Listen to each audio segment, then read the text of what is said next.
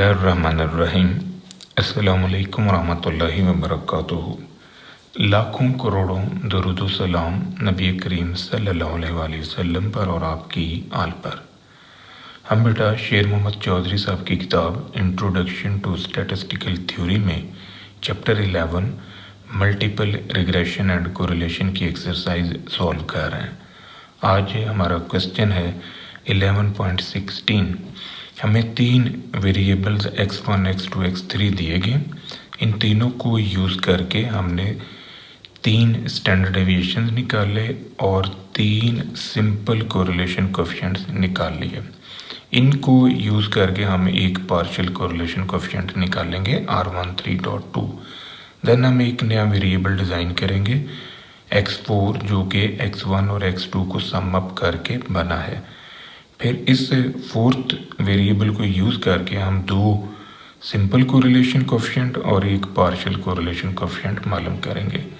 Then हमने verify करना है कि जो ये वाला पार्शियल कोरिलेशन कोएफिशिएंट है और जो ये पार्शियल कोरिलेशन कोएफिशिएंट है इन दोनों का न्यूमेरिकल आंसर सेम आता है। ये हमारा क्वेश्चन है।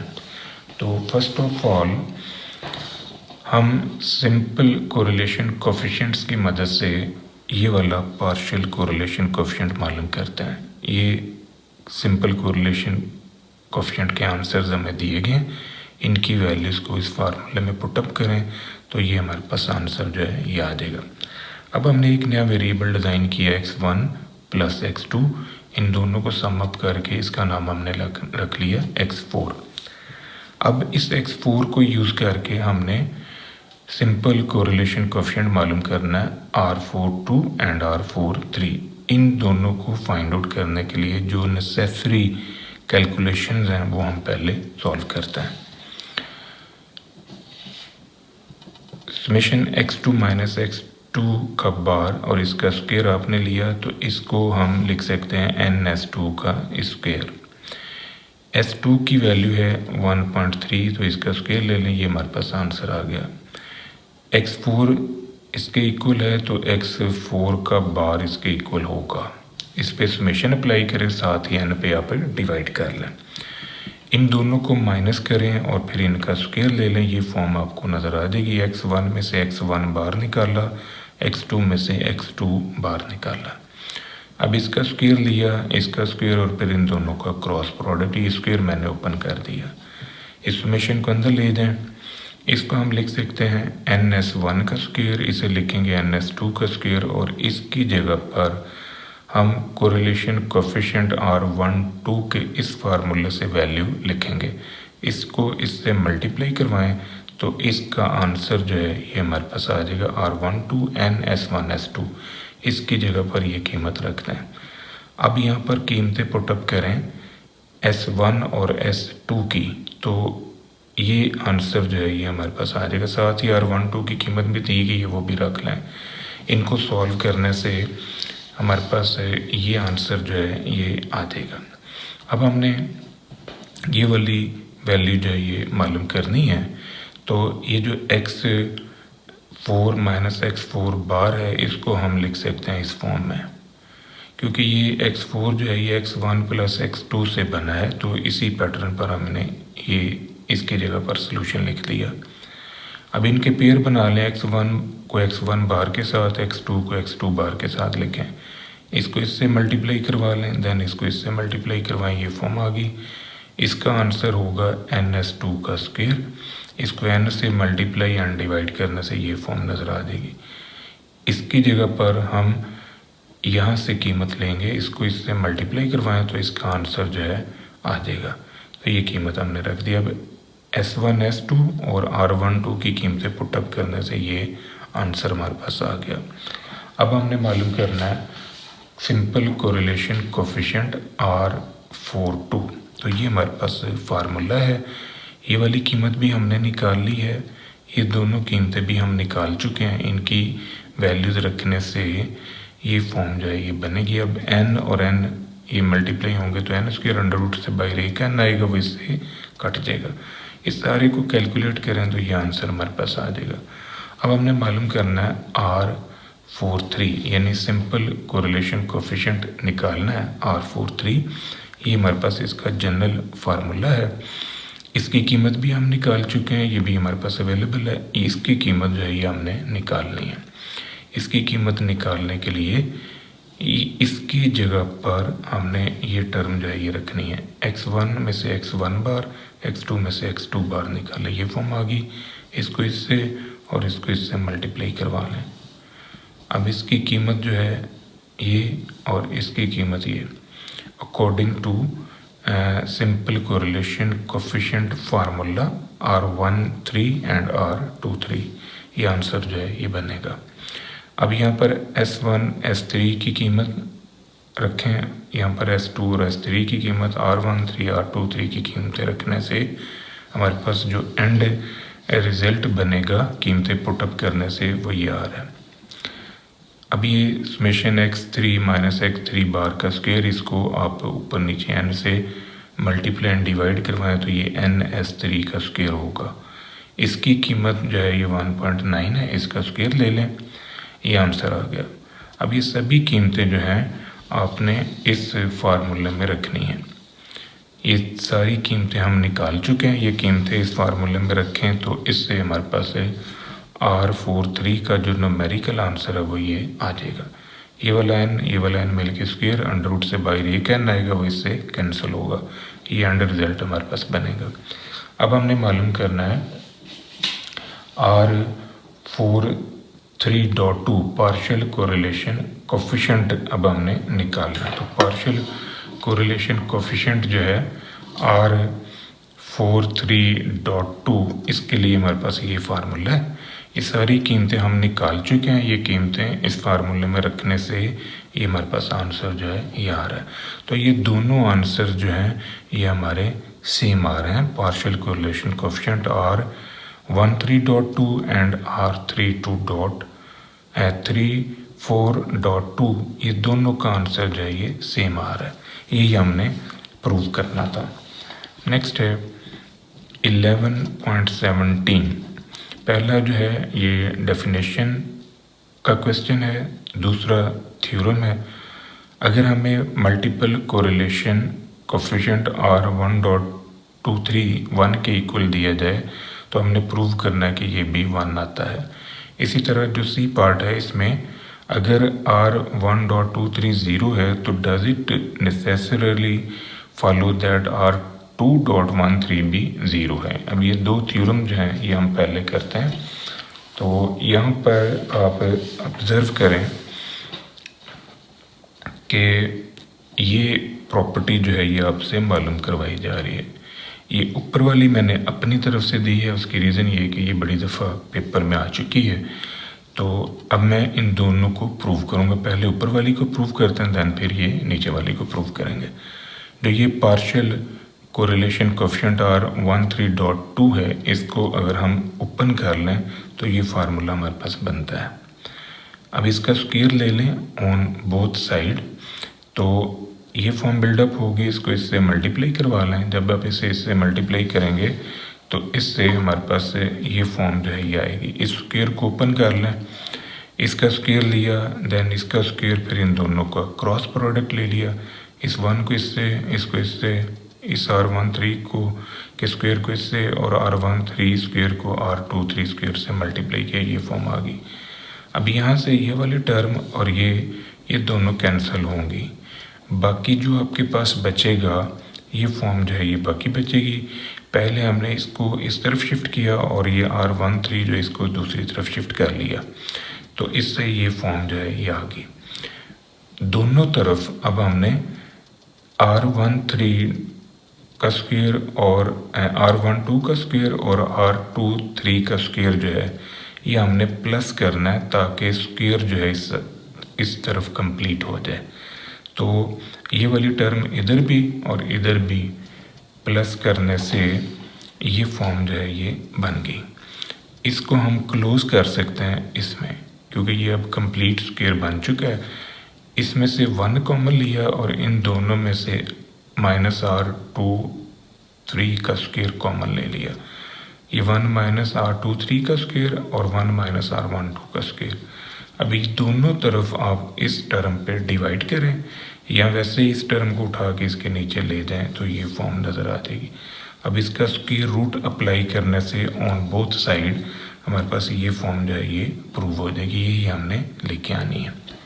इसके बाद है दूसरी प्रॉपर्टी कि अगर R1.23 1 है तो फिर ये दोनों भी 1 के इक्वल हैं। अब ये अगर 1 है तो इसका स्क्वायर ले लो ऑन बोथ साइड तो ये भी 1 होगा। इसका फार्मूला आपने ये लिख दिया। इस टर्म को दूसरी तरफ ले जाएं, मल्टीप्लाई करवाएं, क्रॉस मल्टीप्लिकेशन में ये फॉर्म आ जाएगी। इसको उठा के इधर ले आएँ और इनमें से एक टर्म जो है ये दूसरी तरफ ले जाएं। ये R3 1 का स्क्वायर दूसरी तरफ ले गए, ये फॉर्म आ गई। दोनों तरफ आपने 1 माइनस R3 1 के स्क्वायर पे डिवाइड करना है, तो इससे हमारे पास ये फॉर्म जो है ये बिल्डअप होगी। ये कट के 1 होगा और ये वाला जो है ये मल्टीपल कोरिलेशन कोफिशिएंट का फार्मूला बन गया R2.13 का स्क्वायर इक्वल टू 1। तो दोनों तरफ आप स्क्वायर रूट अप्लाई कर लें, ये फॉर्म जो है ये नज़र आ जाएगी। अब इसी तरह जो ये इक्वेशन 1 है, इस इक्वेशन 1 में से इसको उठा के इस तरफ ले आएं और ये R23 का स्क्वायर दूसरी तरफ ले जाएं, ये फॉर्म बनी।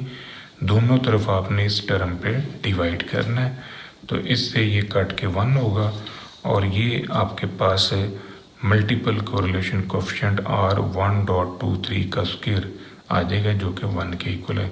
दोनों तरफ स्क्वायर रूट अप्लाई करें तो ये फॉर्म जो है ये नज़र आ जाएगी। सी पार्ट जो है इसका, अब सी पार्ट में शो करना है कि अगर ये 0 है तो क्या ये भी 0 है, यानी वो कौन सी कंडीशन है जब ये भी 0 होगा। अगर ये 0 है तो इसका स्क्वायर भी 0 बना। इस टर्म को उठा के दूसरी तरफ ले जाएं तो यहाँ से आपके पास ये फॉर्म नज़र आएगी। इसको भी उठा के इधर ले आएँ, ये इक्वेशन 1 बन जाएगी। अब इसका फार्मूला ओपन करें। इसका फार्मूला ओपन करेंगे तो दोनों तरफ पहले स्क्वायर ले लें। अब इसको आपने खोलना है तो ये फॉर्म जो है ये बन जाएगी मल्टीपल कोरिलेशन कोफिशिएंट की। ये पूरी वैल्यू इधर जाके ख़त्म होगी। इसको उठा के इधर ले आएँ तो यहाँ से इक्वेशन नंबर 2 नज़र आ गई। अब 1 और 2 को आप कंपेयर करें तो अगर राइट साइड बराबर है तो लेफ़्ट साइड भी बराबर होगी, ये मैथमेटिक्स का रूल है। तो इस प्रॉपर्टी की मदद से हम दोनों की लेफ़्ट साइड को इक्वेट कर लेते हैं। ये वाली टर्म इससे कैंसिल होगी, ये फॉर्म बनी। दोनों तरफ स्क्वायर रूट ले लें तो ये आंसर आ गया। इसका मतलब है कि इन दोनों ने तब 0 होना है जब R13 और R32 का आंसर 0 आएगा, तब ये दोनों आपके पास 0 हो जाएंगे, अदरवाइज़ ये 0 नहीं होंगी। नेक्स्ट है डी पार्ट। अब डी पार्ट में इफ़ R121323 ये पार्शियल सिंपल कोरिलेशन कोफिशिएंट्स जो हैं ये सारे अगर 1 के इक्वल R के इक्वल हैं और R जो है वो 1 के इक्वल नहीं है, तो शो ऑफ करें कि ये सारों का आंसर 20 के इक्वल है। फिर आपने शो ऑफ करना है कि अगर R की वैल्यू 1 हो जाए तो फिर इसका रिज़ल्ट जो है वो क्या होगा। अब इसमें आपको जो मल्टीपल कोरिलेशन कोफिशिएंट दिए गए हैं कि ये सारे के सारे इसके इक्वल है, ये हमने प्रूव करना है। ये दूसरी प्रॉपर्टी पार्शियल कोरिलेशन कोफिशिएंट की सूरत में ये बुक में नहीं दी, मैंने अपनी तरफ से ये भी लिख दी है। अब इसको हम लेके चलते हैं, तो इसको अगर आप खोलें तो इसका ये फार्मूला बन रहा है। ये सभी सिंपल कोरिलेशन कोफिशिएंट्स जो है इनका आंसर हम लेट कर दें कि ये R है, तो इन सभी की जगह पर R रखने से ये फॉर्म बन जाएगी। इनमें से कॉमन निकाल लें, 2R का स्क्वायर कॉमन ले लें या 2R square into 1 minus R। ये 1 माइनस R स्क्वायर को हमने ब्रेक करके लिख लिया। इन दोनों को काटें, इन दोनों को जब आप ब्रेकअप कर लेंगे तो इससे आपके पास जो बाकी फॉर्म आएगी वो ये होगी, क्योंकि ये आपस में कट देंगे तो ये रिज़ल्ट जो है ये बाकी आएगा, क्योंकि ये R का जो स्क्वायर है ये अंडर रूट से बाहर खाली R आ जाएगा। अब हमने शो ऑफ करना है कि अगर R की वैल्यू 1 हो जाए तो फिर क्या होता है, R की वैल्यू 1 होगी तो इसका आंसर हमारे पास 1 आ जाएगा। ये मैंने एक को प्रूव किया है, तो आप बाकी के जो 2 हैं उनको खुद प्रूव कर लें कि फार्मूला ही लिखें और उन फार्मूलाई के अंदर सिंपल कोरिलेशन कोफिशिएंट्स की जगह पर R लिख दें, तो उसको फिर आपने सॉल्व करना है। अब है पार्शियल कोरिलेशन कोफिशिएंट। इसका फार्मूला जनरली ये है। अब ये सिंपल कोरिलेशन कोफिशिएंट जो है इनका आंसर आर दिया गया है, तो हर एक की जगह पर आर रख दें, ये फॉर्म नज़र आएगी। इसमें से आर कॉमन ले लें, ये रिज़ल्ट जो है ये हमारे पास आ जाएगा। अब ये दोनों मिलके स्क्वायर हुए तो स्क्वायर अंडर रूट से बाई एक आ जाएगा, यानी ये कट जाएगा तो 1 माइनस आर का स्क्वायर बनेगा। अब ये जो 1 माइनस आर का स्क्वायर है इसको हम ब्रेक कर सकते हैं 1 प्लस आर और 1 माइनस आर में, ये दोनों कट जाएंगे तो ये आंसर हमारे पास आ गया आर ओवर 1 प्लस आर। इसमें भी अगर हम आर की जगह पर 1 लिख दें तो इसका आंसर होगा 1 ओवर 2। तो ये वाले दो जो हैं ये आप खुद ट्राई कर लें, सेम है। नेक्स्ट है क्वेश्चन 11.18 का ए पार्ट। शो दैट अगर R120 है तो ये R12.3 will not be zero unless at least of R13 R23 is zero. अगर ये ज़ीरो है तो इसने तब ज़ीरो होना है जब इन दोनों में से कोई एक या दोनों ज़ीरो होंगे। अब इसको हम प्रूव कर सकते हैं कि ये जो R12.3 है इसको आपने फार्मूले की सूरत में लिखना है और उस फार्मूले के अंदर फिर हम कीमत जो है वो लिख सकते हैं। इसी को ज़रा देख लें, यहाँ पर आपने R12 जो है ये ज़ीरो लिखा और कंडीशन ये है कि ये उस सूरत में ज़ीरो होगा जब इन दोनों में से कोई एक ज़ीरो होगा। तो डेफिनेटली ये तो पहले ज़ीरो है, तो इन दोनों में से अगर एक ज़ीरो हुआ या दोनों ज़ीरो हो गए तब इसने ज़ीरो होना है। तो इसका मतलब है कि ये प्रॉपर्टी जो लिखी हुई है ये बिल्कुल ठीक लिखी हुई है, क्योंकि इसका आंसर तो वैसे ही ज़ीरो है। तो या फिर ये ज़ीरो होगा तो इसको ज़ीरो करेगा, या ये ज़ीरो होगा तो इसको ज़ीरो करेगा, या दोनों ज़ीरो होंगे तो ज़ीरो ओवर दिस वन, ये सारा कुछ ही ज़ीरो होगा। इसका जो बी पार्ट है वो बड़ा टेक्निकल सा क्वेश्चन है, ये अब आपने समझना, इसको हम प्रूव करते हैं।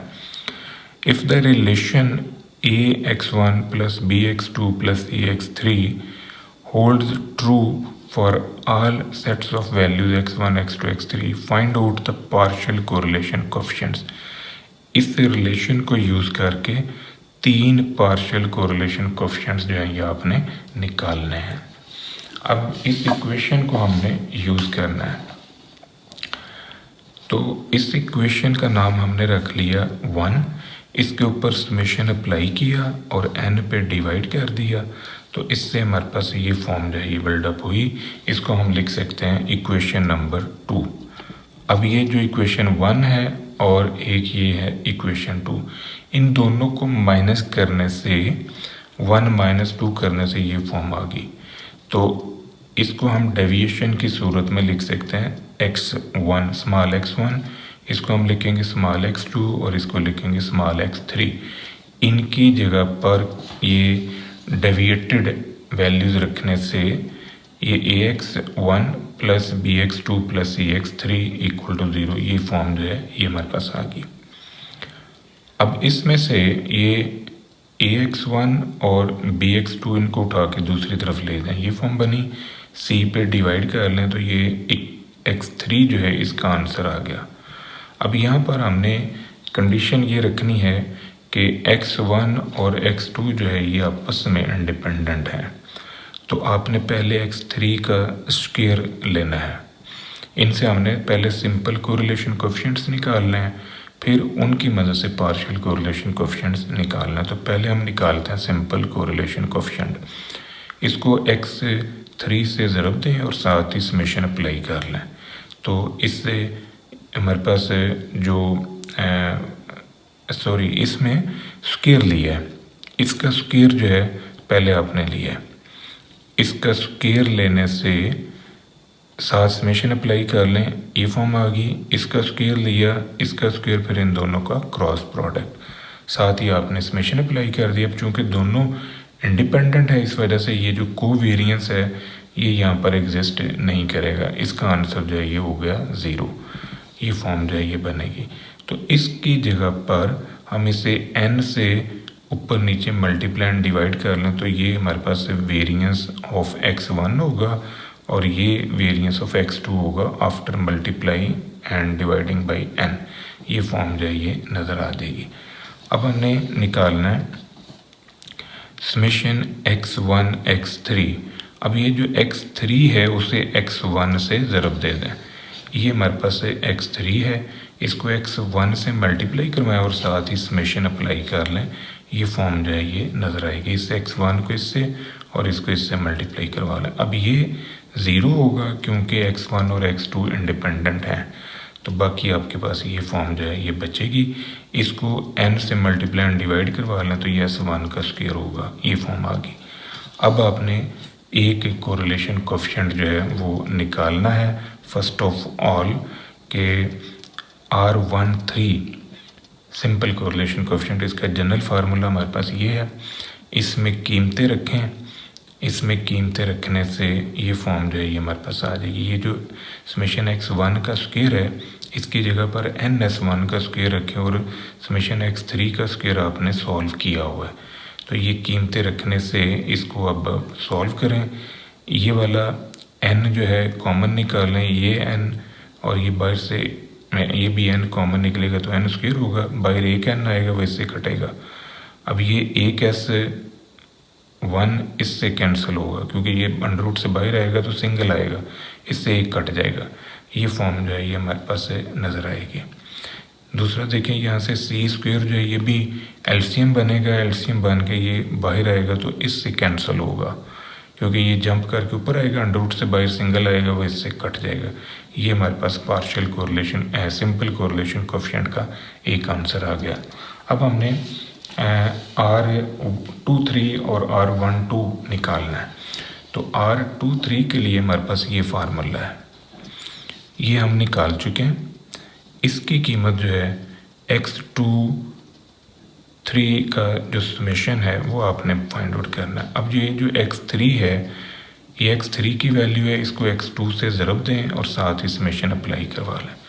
तो ये वाली टर्म जो है ये 0 होगी क्योंकि x1 और x2 इंडिपेंडेंट हैं। तो इसको n से मल्टीप्लाई एंड डिवाइड करने से ये वेरिएंस में शिफ्ट होगा। ये फॉर्म जो है ये नज़र आ जाएगी। इसका आंसर हो गया 0। अब R23 जो है इस फार्मूले के अंदर कीमतें रखने से ऊपर वाली कीमत आपने ये निकाल ली, ये कीमत आपने ऊपर रख दी, ये दोनों कीमतें आपके पास ये अवेलेबल। तो इनको सॉल्व करें। ये सी स्क्वायर जो है ये एलसीएम होगा, ऊपर जंप करके अंडर रूट से बाहर सी आएगा, इससे कटेगा। यहाँ से S2 का स्क्वायर अंडर रूट से बाहर एक आएगा, इससे कैंसिल होगा। तो ये आपके पास R23 का आंसर बनेगा। अब आपने निकालना है R12। तो R12 जो है उसका जनरल फार्मूला हमारे पास ये है। अब ये वाली टर्म जो है ये 0 है, उसकी वजह ये कि x1 और x2 जो है ये इंडिपेंडेंट है, तो इस वजह से 0 ओवर दिस वन ये सारा ही हो जाएगा 0।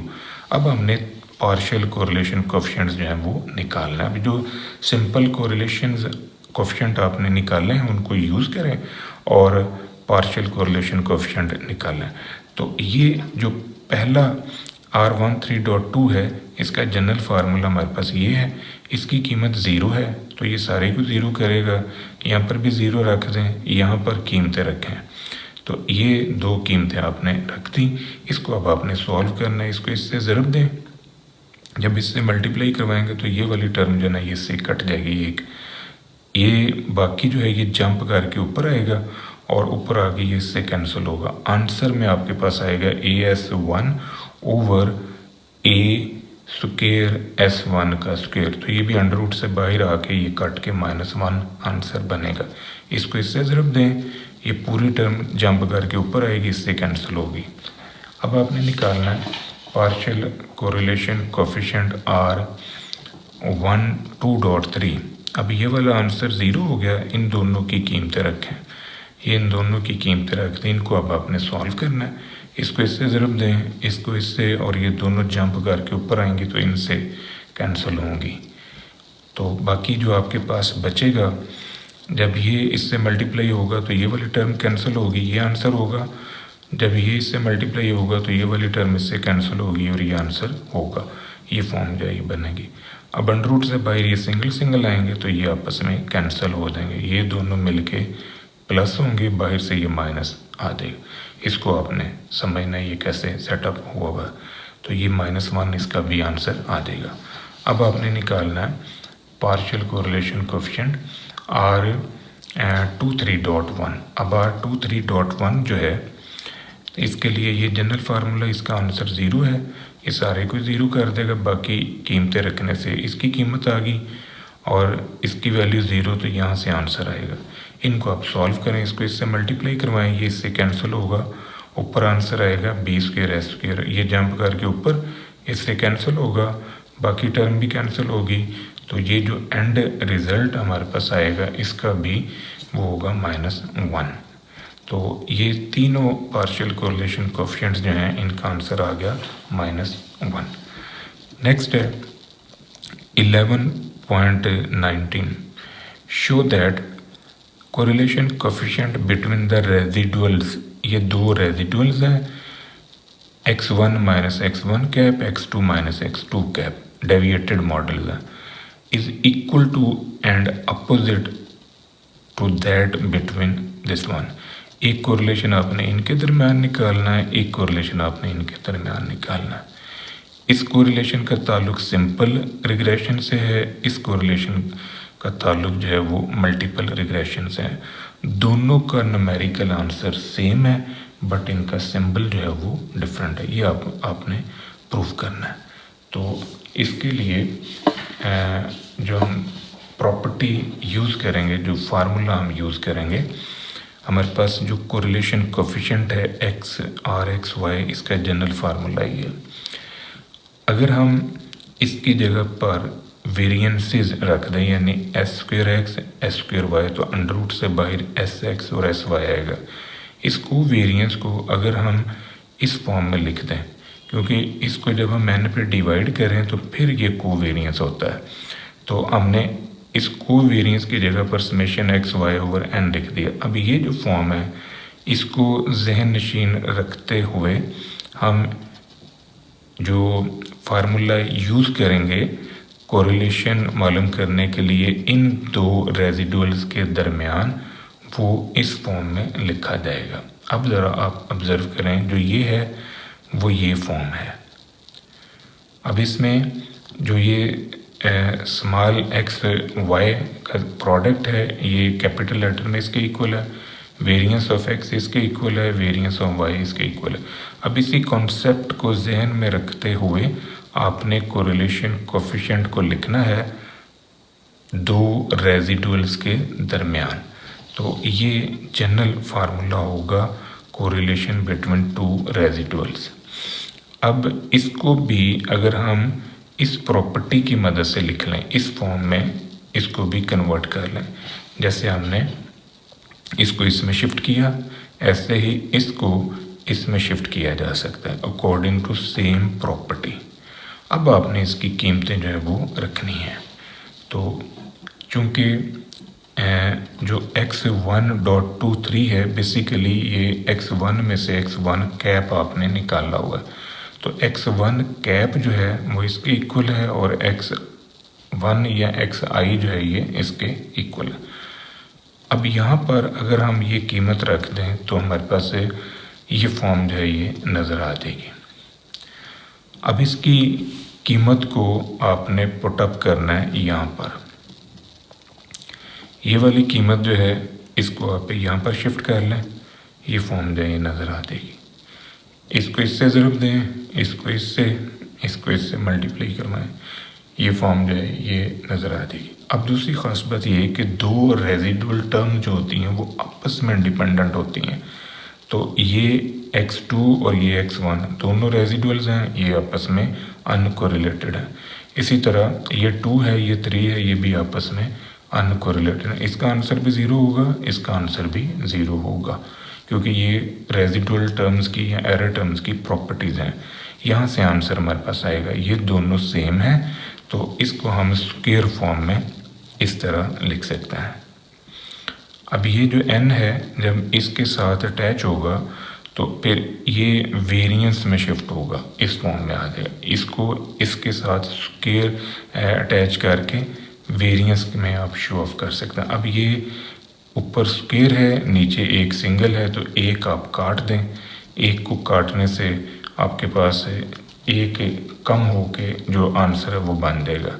दूसरी ख़ास बात ये कि ये जो आपके पास S1.23 का स्क्वायर है, इसका फार्मूला ये, S2.13 का स्क्वायर इसका फार्मूला ये। अब ये फार्मूला कैसे आए हैं, ये हमने मल्टीपल कोरिलेशन कोफिशिएंट की डेरिवेशन में प्रूव किए हुए हैं। जो मल्टीपल कोरिलेशन कोफिशिएंट का लेक्चर है इसी प्लेलिस्ट के अंदर, वहाँ पर आपको इनका प्रूफ भी मिल जाएगा। यहाँ पर हम सिर्फ इनको यूज़ कर रहे हैं, इस वजह से मैंने इनका हवाला दे दिया। ये वाली दोनों टर्म्स इंडिपेंडेंट हैं, ये दोनों टर्म्स भी इंडिपेंडेंट हैं, तो ये दोनों ज़ीरो हैं। अब इनकी कीमतें जो हैं पुटअप करने से ये एक आपने ब्रेक की तो ये फॉर्म नज़र आ गई। अब इसकी कीमत और इसकी कीमत, ये दोनों कीमतें आपने ये देखी हैं। ये स्क्वायर फॉर्म में है, तो इनको जब हम अंडर रूट की सूरत में लिखेंगे, दोनों तरफ अंडर रूट अप्लाई करवा लें, तो इससे फिर आपके पास इनकी कीमत जो है ये आ जाएगी। ये इसकी कीमत और ये इसके हवाले से। अब ये ऊपर वाली इससे कैंसिल होगी, ये जंप करके ऊपर आ जाएगी। तो इस पूरी इक्वेशन को सॉल्व करने से हमारे पास जो एंड रिज़ल्ट खुलेगा वो ये आ रहा है। अब ये जो एंड रिज़ल्ट खुला है, ये एंड रिज़ल्ट जो है इसको भी हम लिख सकते हैं standard deviation of regression model variable 2/3, और इसे हम लिख सकते हैं स्टैंडर्ड डेविएशन या standard error of regression variable या रिग्रेशन मॉडल, जिसमें 1 वेरिएबल डिपेंड करता है 3 पे। ऊपर वाले में 2 वेरिएबल जो है वो डिपेंड करता है 3 पे, यहाँ पर 1 वेरिएबल डिपेंड करता है 3 पे। अब हम इन रेजिडुअल के दरमियान कोरिलेशन जो है वो मालूम करते हैं। तो इनके दरमियान जो कोरिलेशन कोफिशिएंट हम बनाएंगे उसका जनरल फार्मूला हमारे पास ये है। तो इसको अगर हम वेरिएंस की सूरत में लिखें और ये जो कोवेरिएंस टर्म है इसको n के साथ डिवाइड करके लिख लें, तो इसका जो सोल्यूशन है वो इसके इक्वल है। क्योंकि ये दोनों इकट्ठी लिखी जाएंगे तो कोवेरिएंस में आ जाएंगी, वेरिएंस को अंडर रूट से बाहर निकालेंगे तो ये स्टैंडर्ड डेविएशन में शिफ्ट हो जाएंगी। तो अब आप नोटिस करें कि जो इसकी कीमत है वो क्या है। इसकी कीमत को आप इस फार्मूले की मदद से समझ सकते हैं। ये बी वाई ऑन एक्स का फार्मूला है, इसको इससे मल्टीप्लाई करवाएंगे तो इसकी कीमत नज़र आएगी। तो इसी कॉन्सेप्ट के पेश नज़र हम इसकी कीमत जो है वो ये लिख सकते हैं। तो ये वाली कीमत जो है यहाँ पर रखने से ये फॉर्म जो है ये बनेगी। इसमें से जो कटता है उसे आप काट दें। अब इनको ब्रेकअप करें, ये n से कट जाएगा, ये वाला एक जो है इससे कटेगा, तो ये फॉर्म जो है ये नज़र आए। अब ज़रा नोट करें कि ये वाला आंसर भी सेम है और ये वाला जो आंसर आपने निकाला था ये भी सेम है। फ़र्क सिर्फ ये है कि यहाँ माइनस है और यहाँ पर प्लस है। ये दोनों न्यूमेरिकल फॉर्म में सेम होने थे लेकिन सिंबल में अपोजिट होने थे। यही चीज़ जो है ये उसने आपको मेंशन की हुई थी कि ये अपोजिट होंगे, इक्वल एंड अपोजिट। तो नेक्स्ट है जी लास्ट क्वेश्चन है 11.20 use the method of least square to fit a quadratic model. ये क्वाड्रेटिक मॉडल है, इस डाटे पे आपने अप्लाई करना है और साथ में आपने स्टैंडर्ड एरर जो है वो निकालना है। अब ये सेकंड डिग्री पैराबोला की इक्वेशन है जो हमने अप्लाई करनी है। ये इन्फॉर्मेशन गिवन है, एक्स का स्क्वायर ले लें, एक्स की पावर 3 और एक्स की पावर 4, फिर एक्स वाई को मल्टीप्लाई करवाएं, एक्स का स्क्वायर लेके वाई से मल्टीप्लाई करवाएं, वाई का स्क्वायर ले लें। ये सभी कॉलम जो हैं ये आपने बना लिए इन 2 कॉलम्स की मदद से। इनको आपने यूज़ करना है। ये सेकंड डिग्री इक्वेशन है जो हमने फिट करनी है। बी के लिए फार्मूला, इसमें कीमतें रखें। इस फार्मूले में जिधर एक्स लिखा हुआ है वहाँ पर आप एक्स स्क्वायर लिख दें तो ये सी का फार्मूला बन जाएगा। तो इसमें कीमतें रखें, ये आंसर आ गया। ए जो है उसके लिए ये जनरल फार्मूला, ये वाली वैल्यू 0 होगी, तो बाकी ये जो बचेगा उसमें कीमतें रखना है। तो ये बी, सी और ए के जो न्यूमेरिकल आंसर्स आए हैं इनको आप यहाँ पर पुटअप करें तो ये फिटेड मॉडल जो है ये हमारा बन जाएगा। अब हमने निकालना है स्टैंडर्ड एरर। तो स्टैंडर्ड एरर का जनरल फार्मूला हमारे पास ये है। अब ये जो फार्मूला है y माइनस वाई कैप का स्क्वायर, इसको आपने खोलना है, तो इससे ये फार्मूला जो है ये बनेगा। अब ज़रा नोट करें ये कैसे इक्वेशन आई है। इसको y से ज़रूर दे दें और साथ ही समेशन अप्लाई करके दूसरी तरफ ले आएँ, इन तीनों को दूसरी तरफ ले आएँ। जब ये तीनों वैल्यूज़ दूसरी तरफ आएंगी तो ये माइनस में आ जाएंगी। पहले y से ज़रूर दी है, फिर समेशन अप्लाई किया और फिर दूसरी तरफ शिफ्ट कर दिया। अब ये वाई स्क्वायर की कीमत summation y, summation x y, summation x square y, ये कॉलम आपने बनाए हुए हैं।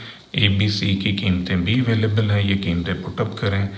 n-3 इस वजह से किया है क्योंकि 3 पैरामीटर्स हैं जो आपने एस्टिमेट किए हैं। अगर 2 पैरामीटर एस्टिमेट किए होते तो फिर यहाँ पर 2 आना था। तो इसको आप सॉल्व करें, ये हमारा रिक्वायर्ड आंसर है। ये था बेटा आज का हमारा लेक्चर। दुआ में याद रखिएगा। इंशाल्लाह अगली वीडियो के साथ फिर हाजिर होंगे। फ़ी अमान अल्लाह।